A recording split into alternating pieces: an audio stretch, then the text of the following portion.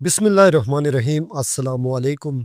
मैं हूं इमरान अब्बासी और आप देख रहे हैं जुल्म के निज़ाम के ख़िलाफ़ मज़लूम अवाम की आवाज़ सदाए हक़ कश्मीर न्यूज़। नाज़रीन, आज मेरी अदालत प्रोग्राम के अंदर एक मुकदमा लड़ेंगे। वो मुकदमा होगा बाग का, जो बाग में एक रोज़ कबल जो वाक़या पेश आया। फ्री सिम जो नौजवान बेच रहा था और उसके पास जो डिवाइस थी, उसके हवाले से एक साफ़ी ने उससे सवाल किया, उसके अंदाज़ के ऊपर क्या वो वीडियो अपलोड होनी चाहिए थी, जो तनकीद हो रही है क्या ये दुरुस्त है, इसी हवाले से हम बात करेंगे। तो नाज़रीन, आज मेरी अदालत में ये जो मुकदमा है, इसका जो मुकदमा लड़ेंगे इस नौजवान का और उस सहाफ़ी का, फ़ैसला आपने करना है कि इसके हवाले से आपकी क्या राय है। लेकिन जो राय राय आप देंगे, वो आप राय बदतमीज़ी के बजाय, गलत कमेंट्स के बजाय आपने तामीरी सोच के अंदर बात करनी है। तो इसके अंदर जो मैंने देखा, जो मैंने सोचा, क्योंकि मैं भी इस शुबे के साथ वाबस्ता हूँ और कभी कभार जब भी कहीं मौका मिलता है तो हम भी कोशिश करते हैं अब हम मिसाल को उजागर करने के लिए। तो यहाँ पे क्योंकि हम इसके ऊपर जो तीन जो सवालात उठ रहे हैं उसके ऊपर बात करेंगे। पहला सवाल हम कानूनी जो है उसको देखेंगे, उसके बाद इखलाकी देखेंगे और उसके बाद आखिरी जो होगा वो ये होगा कि हमें क्या करना चाहिए था। तो सबसे पहले हम कानूनी तौर के ऊपर बात करते हैं, क्योंकि कानून को फॉलो करना हर बंदे का, हर शहरी का फ़र्ज़ होता है। और अगर किसी को नहीं पता है तो उसको भी जो है उसके ऊपर अमल करने के लिए उसको बताना पड़ता है कि पहली दफ़ा अगर बंदा कर रहा हो या किस गलती से हो जाए तो वो अलग चीज़ है। बहुत ज़्यादा आपको पता है कि एक बंदा अगर आपके घर में चोरी करता है तो आप उस चोर को पकड़ के मार नहीं सकते हैं, बल्कि आप उस चोर को पुलिस के हवाले करते हैं। या आपके कत्ल हो जाता है तो आप उस बंदे को कत्ल नहीं करते हैं, बल्कि पुलिस के अंदर आप रिपोर्ट करते हैं, उसके खिलाफ कत्ल की दफ़ात होती हैं, फिर वो बंदा गिरफ्तार होता है, फिर उसके खिलाफ कार्रवाई होती है। तो नाजरीन,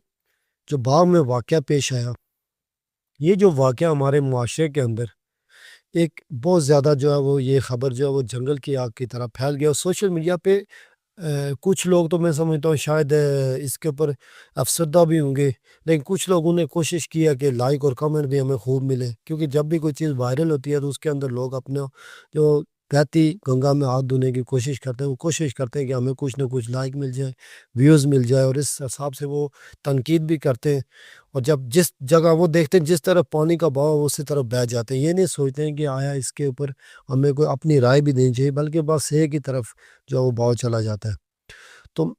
अब तनकीद भी किसी दायरे के अंदर हो तो बहुत ज़्यादा अच्छी लगती है। तो मसला ये है कि कानूनी दायरा कार के अंदर, आज़ाद कश्मीर के अंदर, पाकिस्तान के अंदर हालिया चंद बरसों के दौरान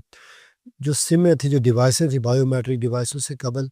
ये जो सिमें थी आम लोग 789 के ज़रिए कॉल करके लोग जो है वो एक्टिव करवाते थे। लेकिन आहिस्ता-आहिस्ता जो सिम है कि कोई किसी के नाम पे सिम यूज़ करता था। फिर जो चौधरी निसार के दौर में ये सिमें बायोमेट्रिक हुई, सब लोगों ने इसको नाम करवाया। फिर ये जो बायोमेट्रिक डिवाइसें दी गई जो शॉपकीपर्स को, दुकानदारों को, तो उसके अंदर क्योंकि मैं खुद भी इस कारोबार के अंदर मैं खुद भी कारोबार करता हूँ, तो इसके अंदर ये था कि उन्होंने बायोमेट्रिक डिवाइसें, उन्होंने कहा जिसके पास शॉप होगी उस रजिस्टर्ड दुकानदार को हम देंगे।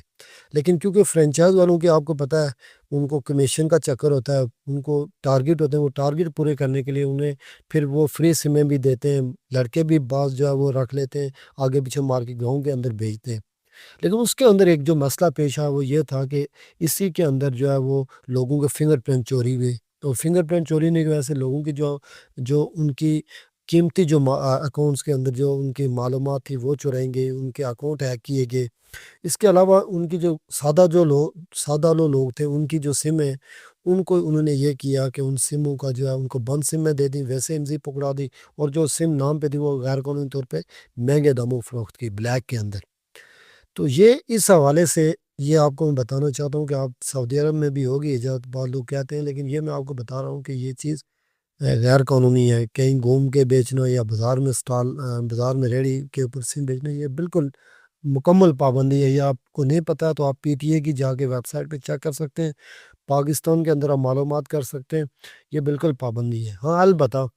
ये है कि ये जो लड़का था ये बहुत ही मैं उसको देख के बहुत अफ़सोस भी होता है, देख के सच्ची बात है कि गरीब शायद मेहनत कश ही होगा, हमारी तरह का जो आप कह सकते हैं कि सफ़ेद पोश ख़ानदान का वो लड़का होगा जो इतनी मेहनत करे। ज़ाहिर-सी बात है, कोई नहीं चाहता है कि मैं सड़क के ऊपर जाके जो है ना सिमें बेचूँ या कुछ करूँ, तो वो उसकी भी मजबूरी होगी। اس نے بیچارے نے اپنے ٹارگٹ کے لیے عید کے دن آپ کو پتہ ہے کتنا مہنگائی کا دور ہے، تو اس نے بیچارے نے سمیں سیل کی ہیں۔ اب یہ تھا کہ یہ بندہ اگر پنجاب سے آیا ہوتا یا کسی اور جگہ سے آیا ہوتا اور وہاں سے ڈیوائس لے کے آیا ہوتا تو پھر، یا کسی آزاد کشمیر کے دوسرے ضلع سے اس ضلع میں آ کے سم فروغ کرتا ہوتا یا پاکستان سے آگے سم فروغ کرتا ہوتا، تو پھر یہ تھا کہ اس کے خلاف قانونی کارروائی بنتی تھی۔ اور اگر وہ ٹیلی نار کی فرنچائز سے یہاں سے جو ہے وہ باغ میں موجود ہے وہاں سے ڈیوائس لے کے فروغ کر رہا ہے، تو پھر یہ ہے کہ کوئی اتنا بڑا مسئلہ ایشو نہیں تھا، وہ وہاں سے ٹیلی نار والوں کو بھی بندہ پوچھ سکتا تھا۔ لیکن جو ہمارے صحافی بھائی تھے انہوں نے یہی کوشش کی ہوگی شاید کہ یہ غیر قانونی کام ہے، تو انہوں نے اس کو ہائی لائٹ کرنے کی کوشش کی، لیکن دوسری طرف انہوں نے یہ نہیں دیکھا کہ شاید یہ جو بچہ اجیرے کا ہمارے پونچھ ڈویژن کا ایک باہر سے نہیں آیا تھا، یہ ہمارا اپنا یعنی پونچھ ڈویژن کے اندر کا یہ لڑکا تھا، تو اس لڑکے کو انہوں نے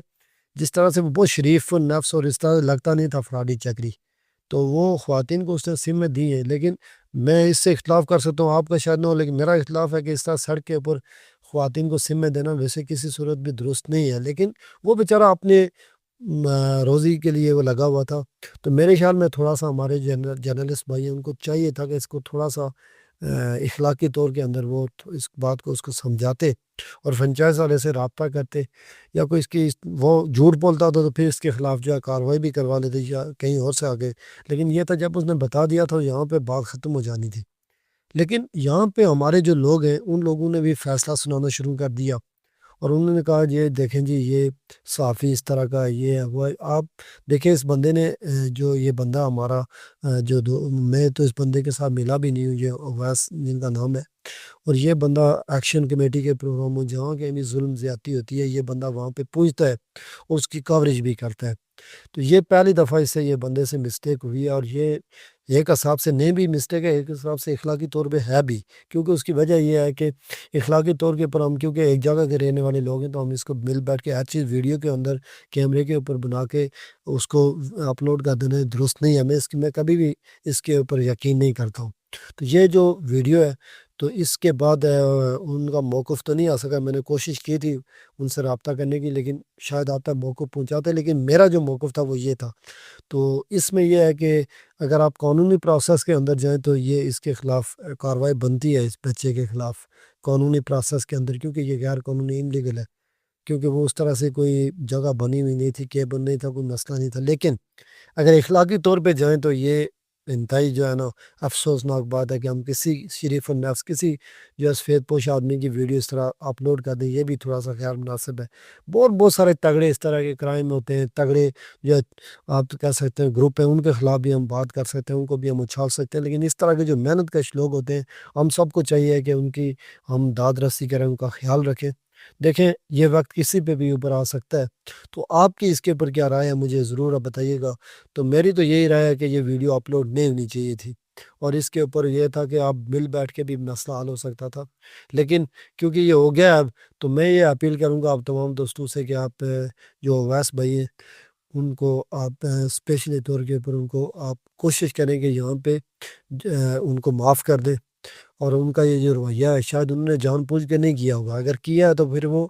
خود بھی بتا سکتے ہیں کہ ان کا کیا مشن تھا، لیکن مجھے جو سمجھ آ رہا ہے انہوں نے جس طرح سے کیا ہے وہ جو ان کا رویہ تھا وہ اسی طرح سے تھا کہ وہ اس چیز کو بتانا چاہ رہے تھے۔ لیکن